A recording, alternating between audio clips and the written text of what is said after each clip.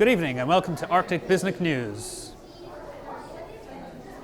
Calls for the CEO of Wilson & Brown to resign are only increasing as investors continue to dump the company's stock.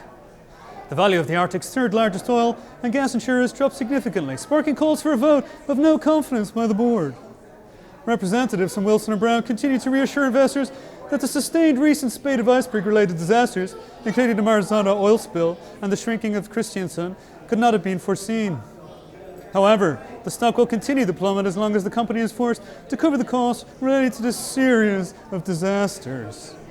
In other news, King Red, one of Alaska's largest fishing companies, is to be bought by the Canadian firm Northwestern. Both companies have agreed to a deal that sees North and Western purchasing the debt and vessels of King Red at a price significantly less than the market value.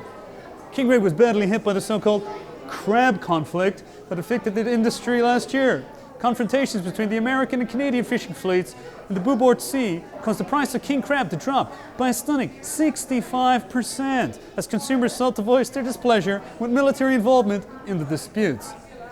It is hoped that the merger of King Red and Northwestern will go some way towards rebuilding the damaged relationship between the fishing industries of these two Arctic bordering nations.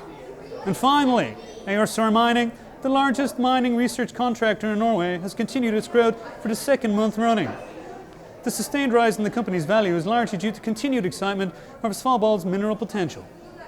Results of an independent toxicology report on the 24 Bulga whales that were found dead on the southwest of Boulevard last month will be released in the coming days. If the tests show that the Bulga deaths were due to lithium toxicity, it would seem to confirm the presence of vast deposits of lithium off the Svalbard coast. The news continues to drive up price of the land on the island.